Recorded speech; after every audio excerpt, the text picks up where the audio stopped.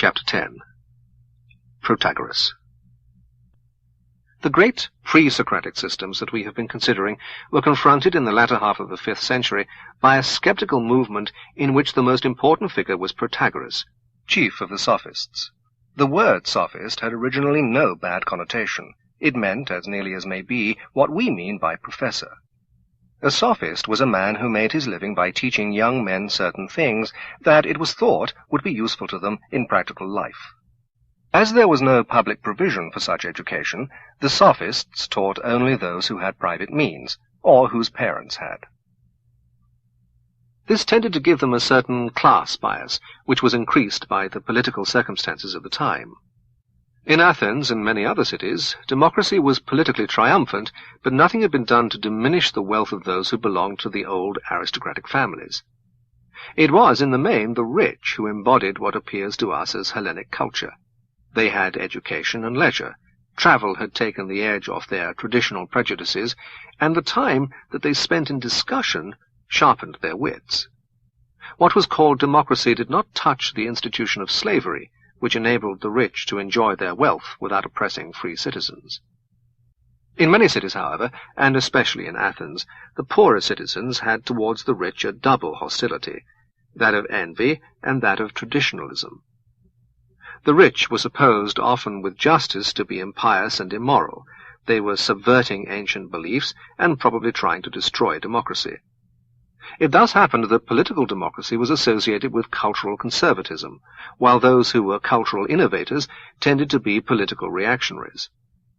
Somewhat the same situation exists in modern America, where Tammany, as a mainly Catholic organization, is engaged in defending traditional theological and ethical dogmas against the assaults of enlightenment. But the enlightened are politically weaker in America than they were in Athens, because they have failed to make common cause with the plutocracy. There is, however, one important and highly intellectual class which is concerned with the defense of the plutocracy, namely the class of corporation lawyers. In some respects, their functions are similar to those that were performed in Athens by the sophists. Athenian democracy, though it had the grave limitation of not including slaves or women, was in some respects more democratic than any modern system. Judges and most executive officers were chosen by lot and served for short periods. They were thus average citizens, like our jurymen, with the prejudices and lack of professionalism characteristic of average citizens. In general, there were a large number of judges to hear each case. The plaintiff and defendant, or prosecutor and accused, appeared in person, not through professional lawyers. Naturally, success or failure depended largely on oratorical skill in appealing to popular prejudices. Although a man had to deliver his own speech, he could hire an expert to write the speech for him, or, as many preferred, he could pay for instruction in the arts required for success in the law courts.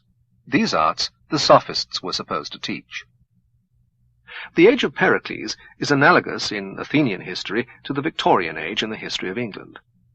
Athens was rich and powerful, not much troubled by wars, and possessed of a democratic constitution administered by aristocrats. As we have seen in connection with Anaxagoras, a democratic opposition to Pericles gradually gathered strength and attacked his friends one by one. The Peloponnesian War broke out in 431 BC. Footnote. It ended in 404 BC with the complete overthrow of Athens. End of footnote. Athens, in common with many other places, was ravaged by the plague. The population, which had been about 230,000, was greatly reduced, and never rose again to its former level. Berry, History of Greece, Chapter 1, page 444. Pericles himself, in 430 BC, was deposed from the office of general and fined for misappropriation of public money by a court composed of 1,501 judges. His 2 sons died of the plague, and he himself died in the following year, 429. Phidias and Anaxagoras were condemned. Aspasia was prosecuted for impiety and for keeping a disorderly house, but acquitted. In such a community, it was natural that men who were likely to incur the hostility of democratic politicians should wish to acquire forensic skill. For Athens, though much addicted to persecution, was in one respect less illiberal than modern America, since those accused of impiety and corrupting the young were allowed to plead in their own defense. This explains the popularity of the sophists with one class and their unpopularity with another. But in their own minds they served more impersonal purposes, and it is clear that many of them were genuinely concerned with philosophy. Plato devoted himself to caricaturing and vilifying them, but they must not be judged by his polemics.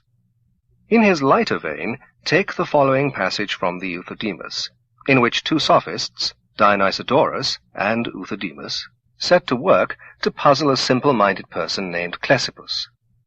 Dionysiodorus begins, "You say that you have a dog." "Yes, a villain of a one," said Ctesippus. "And he has puppies?" "Yes, and they are very like himself." "And the dog is the father of them?" "Yes," he said, "I certainly saw him and the mother of the puppies come together." "And is he not yours?" "To be sure he is." "Then he is a father, and he is yours. Ergo, he is your father, and the puppies are your brothers." In a more serious vein, take the dialogue called The Sophist. This is a logical discussion of definition, which uses the sophist as an illustration. With its logic we are not at present concerned. The only thing I wish to mention at the moment as regards this dialogue is the final conclusion.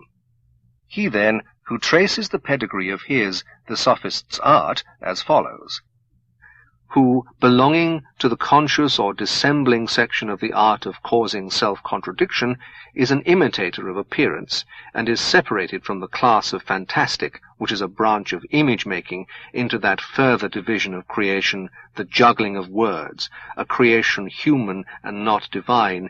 Anyone who affirms the real sophist to be of this blood and lineage will say the very truth. There is a story about Protagoras, no doubt apocryphal, which illustrates the connection of the sophists with the law courts in the popular mind.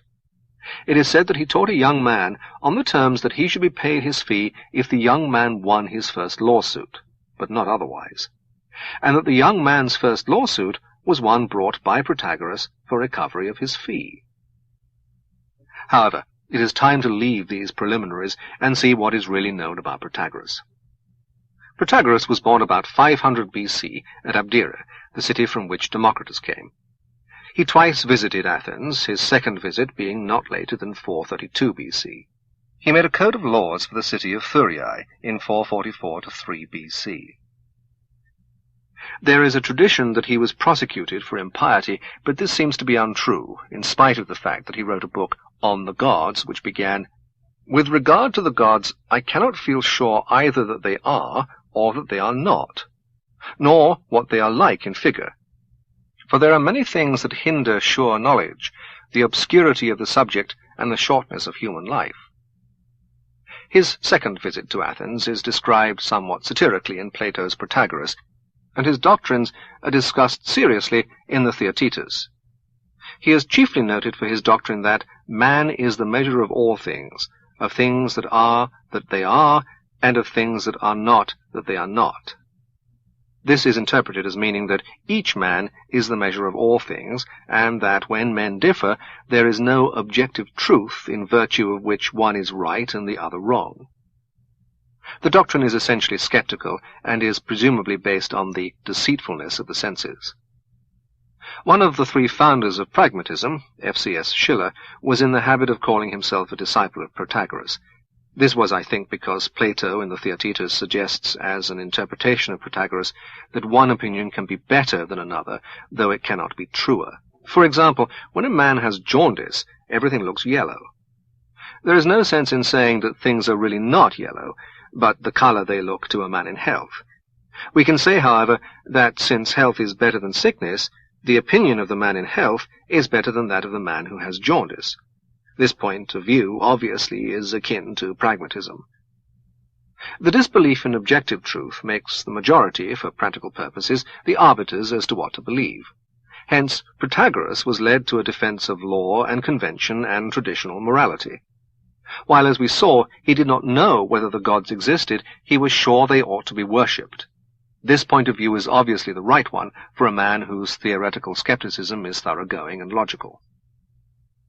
Protagoras spent his adult life in a sort of perpetual lecture tour through the cities of Greece, teaching for a fee anyone who desired practical efficiency and higher mental culture. Zella page 1299.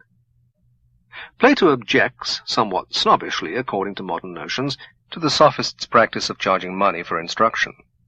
Plato himself had adequate private means and was unable, apparently, to realize the necessities of those who had not his good fortune. It is odd that modern professors, who see no reason to refuse a salary, have so frequently repeated Plato's strictures.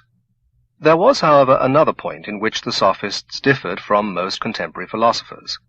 It was usual, except among the sophists, for a teacher to found a school which had some of the properties of a brotherhood.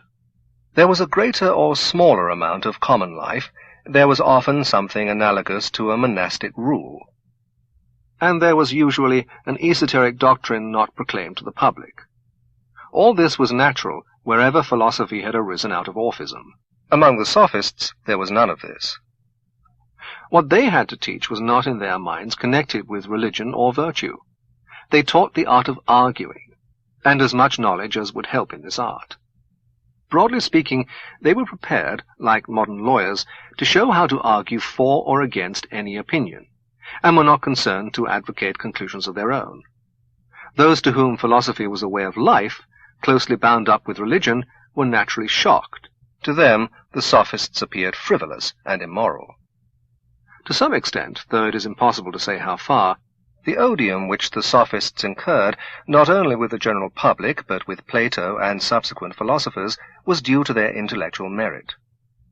The pursuit of truth, when it is wholehearted, must ignore moral considerations. We cannot know in advance that the truth will turn out to be what is thought edifying in a given society. The sophists were prepared to follow an argument wherever it might lead them.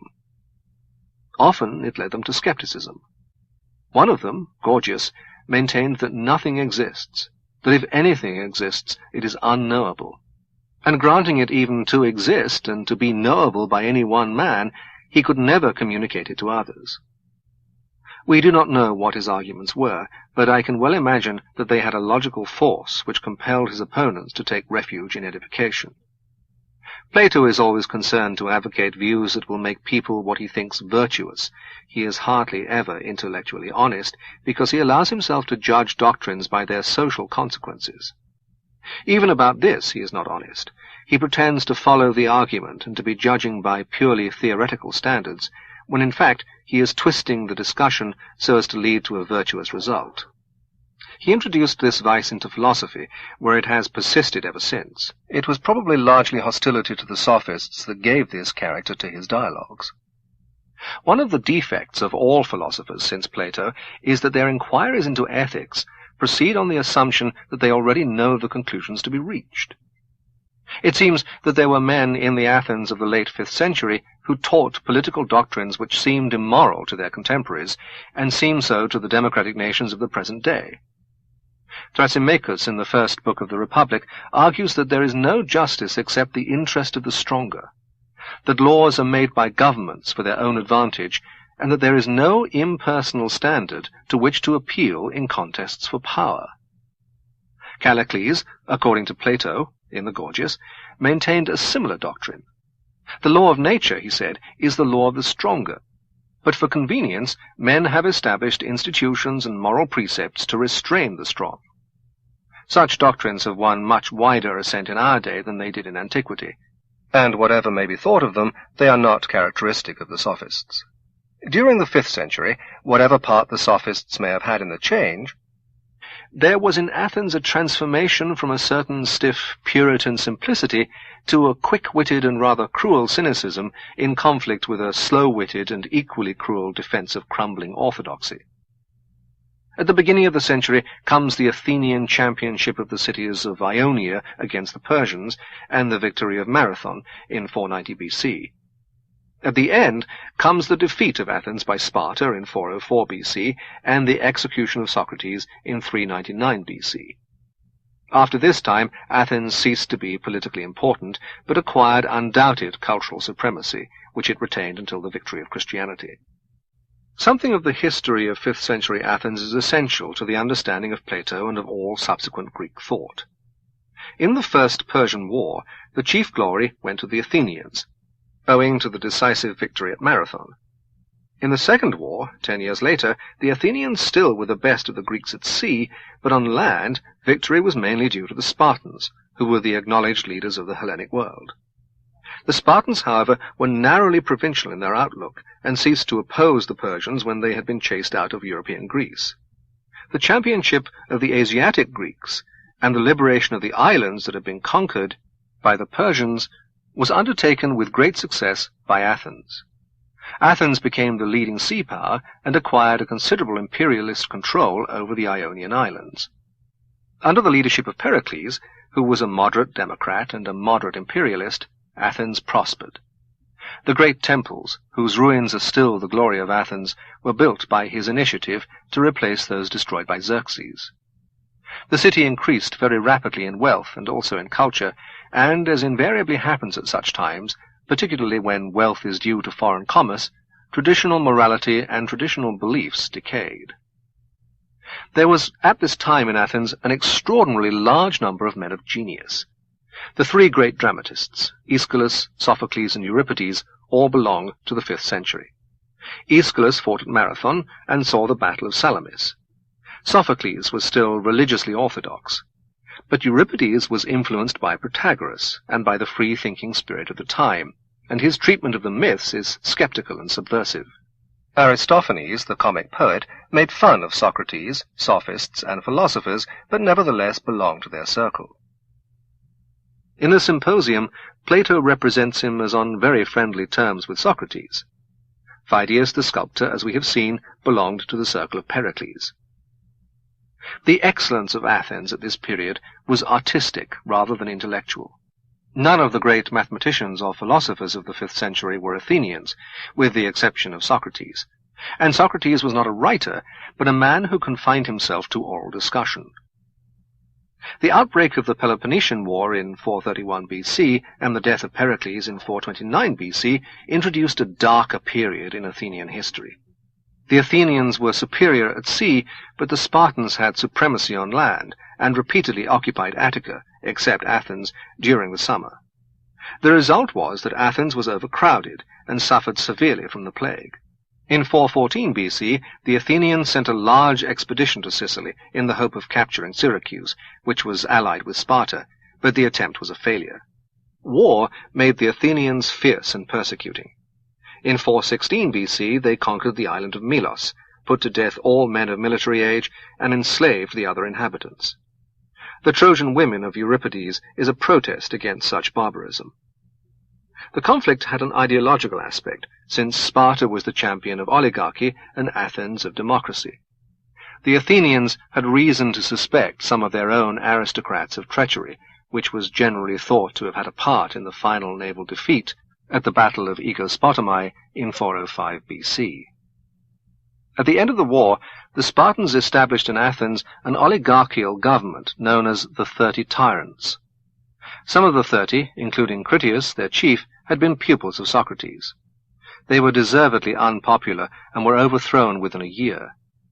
With the compliance of Sparta, democracy was restored, but it was an embittered democracy, precluded by an amnesty from direct vengeance against its internal enemies, but glad of any pretext not covered by the amnesty for prosecuting them. It was in this atmosphere that the trial and death of Socrates took place, 399 BC.